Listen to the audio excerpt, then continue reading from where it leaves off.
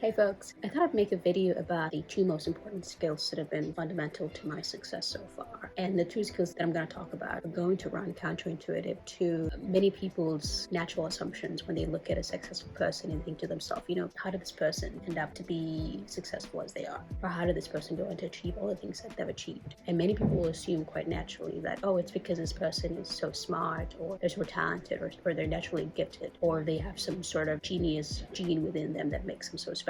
But the truth can be further from that. It's not how smart, how talented, or how naturally gifted you are that determines how successful you end up in life, but rather it's your ability to communicate and collaborate. And those are the two skills I'm going to be sharing today. And I know what you're thinking. You've got objections and you're wondering to yourself, really, Crystal, those are the two important skills that you want to talk about in this video? Yes, and if you give me a moment, I'm going to break it down for you.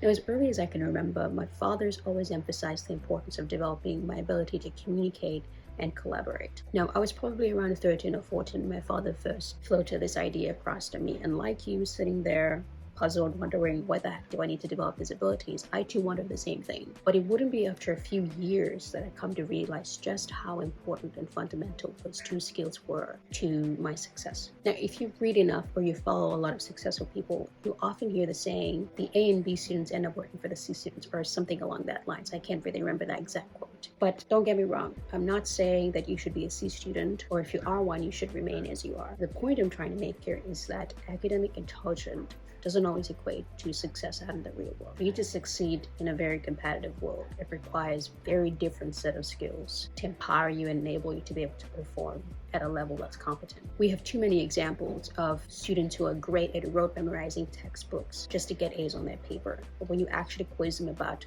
what they're learning in class, what concepts they're being taught in class, they have no clue where to begin. And it simply goes to say that they've just learned how to better memorize information so that they could perform well in class, because that's what the education system emphasizes and says that this is important, this is what you need to be good at, rather than working on your interpersonal skills that enable you to be a better communicator, to be a better collaborator. Now, I consider myself an exception, or one of those unique cases where I was very smart in school. To be honest, I hardly studied, nor did I rote memorize my textbooks verbatim just to perform well in school. I actually understood what was being taught in class, and I learned it so well that it became a part of me. Learning and excelling academically became easy and natural. But I don't consider the academic excellence I had when I was in high school the reason why I'm successful now. To do that, I had to learn two things. Firstly, I had to learn how to get in front of a group of people to be able to sell them my ideas so that I can win contracts for our business. And to do that, you have to have very good communication skills. The second skill I had to learn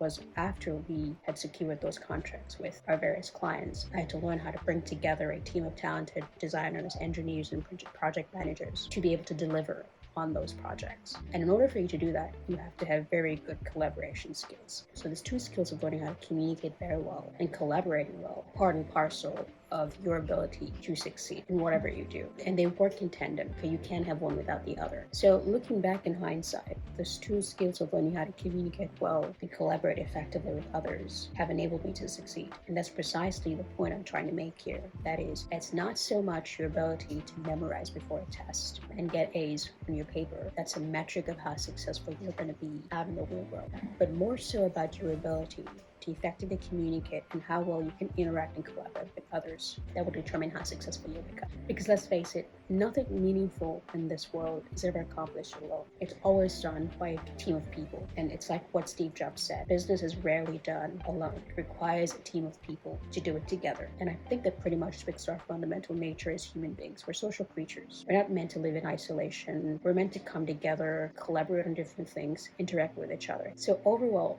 what this essentially means is that how well you're able to communicate and collaborate with others will determine pretty much how successful you rank in the social ladder of society. So let's look at these two skills more closely and how one should go about developing them. Now, I know some of you might have this objection that, Crystal, don't I already know how to communicate? I mean, I always communicate with my parents and siblings and my family. At work, I communicate with my colleagues and my bosses. As a student, I communicate all the time with my classmates and teachers. Why do I need to learn these skills when I already practice them actively? Like they're literally part of my everyday life. So I'm glad you asked. Let's answer that.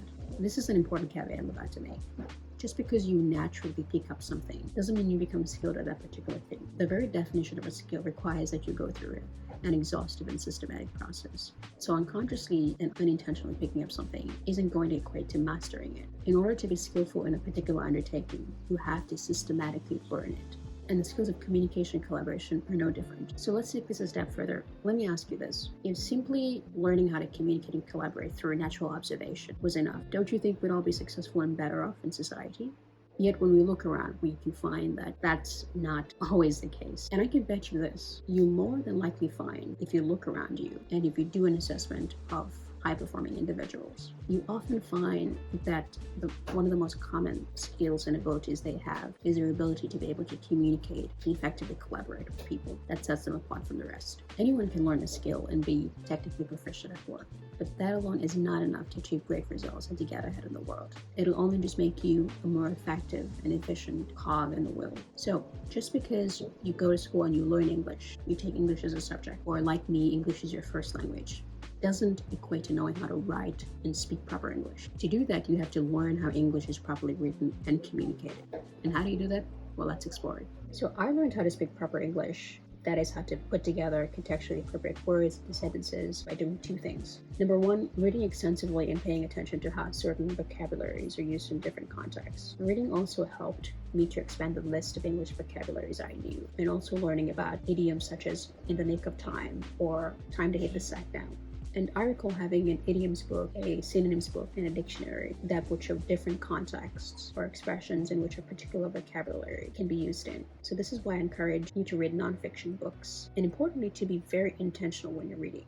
Meaning before you read, give your subconscious a comment that it will pay attention to how certain words are expressed in different contexts. It will pay attention to new words and new definitions. This is how you train your mind to build the appropriate neurological structures of a proper English speaker and writer.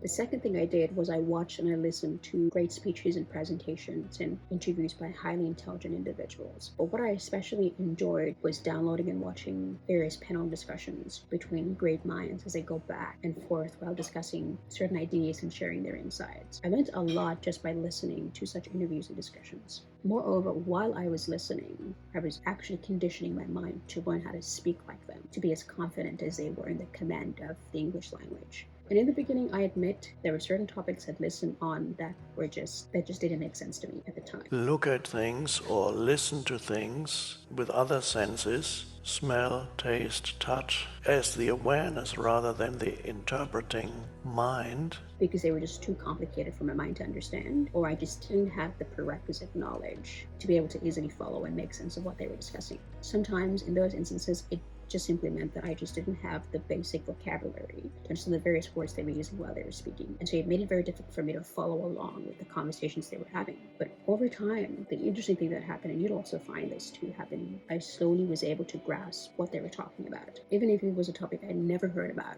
I'd never come across before. Now, if you're wondering who I watched and followed, there are many great minds out there that you can learn from. I love watching Jordan Peterson speak. You can find a lot of his videos and content on YouTube. He's also got a YouTube channel. I'm also subscribed to the Hebrew Institute's Uncommon Knowledge program, which is available on YouTube as a channel, so you can also follow that. But they bring in a wide variety of incredible researchers and academics and authors and speakers, and they talk about a variety of interesting things. So I'd highly encourage you to also subscribe to Uncommon Knowledge. Recently, I've been binge watching a lot of the interviews they've done with the great Thomas Sowell, and the Emeritus Professor of Mathematics at Oxford University, Professor John Lennox. And my goodness, those conversations are so intellectually stimulating. And like I said, I may not understand a lot of things they're talking about because I haven't read their books or read their articles, but I listen because I find that they're so apt with their way of conversing, and I enjoy listening to very intelligent people talking. In addition to that, I also watch a lot of great presentations given by some of my favorite authors like Cal Newport, Robert Greene, John C. Maxwell, the great late Clay Christensen, and many more. Most of these talks are available on YouTube, so I'd highly encourage you to check them out. Download those videos, watch them, instruct your subconscious mind to pay attention to the innuendos of their communication skills. This is the fastest way to pick up how to speak and communicate in proper English very fast. Now, learning how to communicate well also means learning how to write proper English.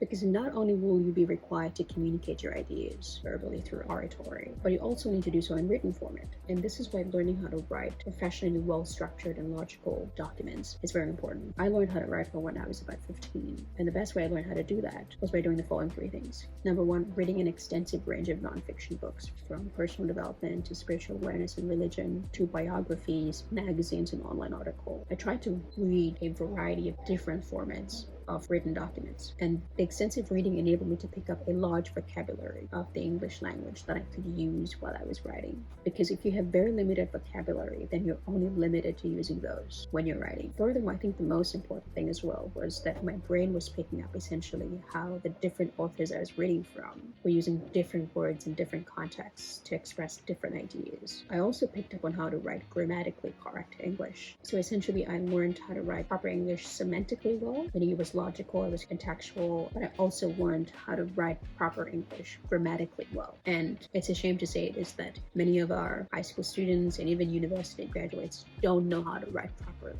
And by the time you finish university, or even before you get there, by the time you start high school, when you're 15 and 16, you should firstly know how to speak English very well, and secondly, you should know how to write very well. If you can do those 2 things, it gives you an edge over other people, because communication skills is far more valued in today's world than how technically good you are at something. The second thing I did was I researched, read, and studied how professional reports, proposals, presentations, concept papers, white papers, technical documentation, etc. I researched how all those different documents in their different formats are written.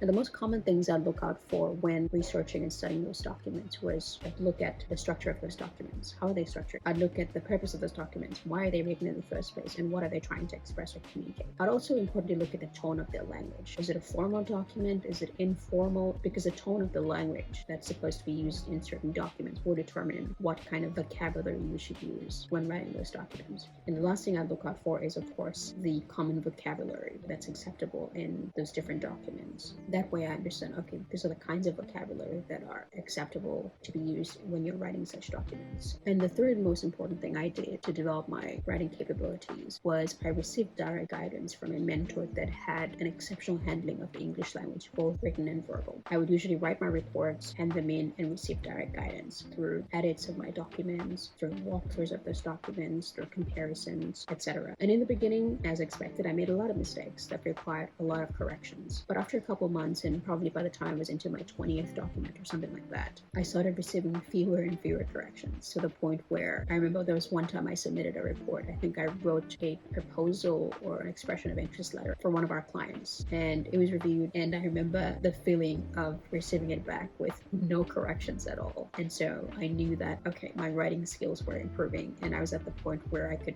essentially write any documentation and write it so well.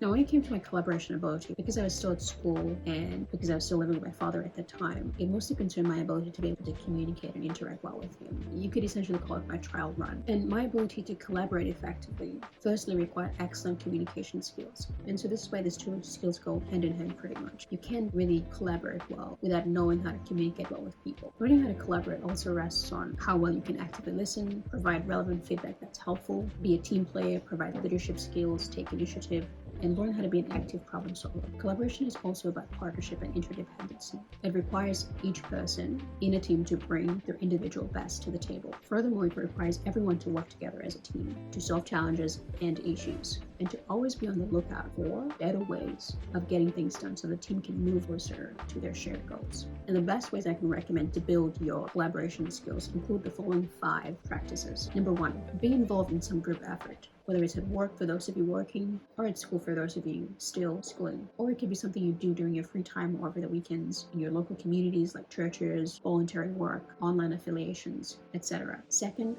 understand your roles and responsibilities so you know what to focus on. A truly collaborative team is one where each member contributes equally to the team and does their job as they're supposed to, without delay and without excuses. Number 3, lead where you can and try to take initiative in areas you think you can best contribute. So things that come natural to you or things you're more experienced in, take initiative in those areas. Even if you're new to something, don't let that stop you from testing new grounds. Ensure to be transparent about this to your team, that this is new to you, but also be honest with yourself that taking on something that's new to you will require additional work. So be realistic with your time and with your commitment. And if it's something that you can commit to, go for it by all means. Number 4 is to be an active listener and an active problem solver. Those are two also very important interdependent skills when it comes to your ability to be able to effectively collaborate with other people. Don't just offer advice, listen as well, and try to assist them in areas where they may be struggling the most, or you can connect them to someone who can assist them. And number 5, when you're in a team of people and when you're collaborating together, it's always important to portray and maintain the aura of calmness and positivity. Energy is the most important element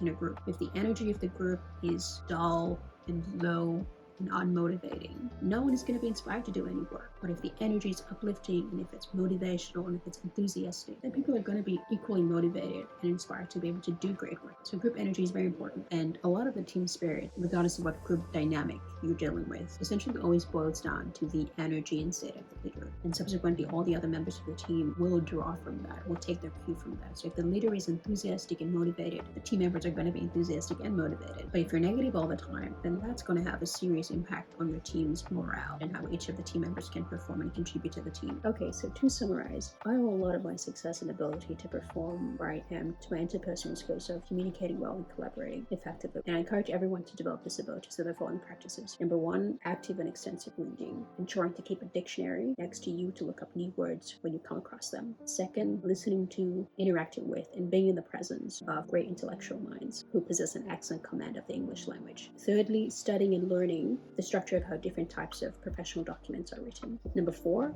employing a mentor who has an excellent ability to communicate both in written and verbal form, and learning directly from that mentor to hone your collaboration abilities. And number 5, become involved in some group where you have the opportunity to practice your collaboration skills such as active listening, active problem solving, leadership, taking initiative, being an effective communicator who's eloquent and energetic, who can contribute to the team's positive spirit. And with the skills, I assure you, you don't have to be particularly smart, or you don't have to feel like, oh, I have to be naturally gifted to get ahead in life. There are many examples of average individuals who've gone on to achieve incredible success simply because of their ability to effectively communicate and collaborate.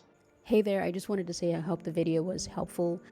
If you stuck around to the end of this video, thank you so much. Please consider subscribing to the channel. It does help out the channel a lot. Don't forget to like and comment below, and do share the video with anyone in your network you think the video might be beneficial to. But until next time, thanks for the company.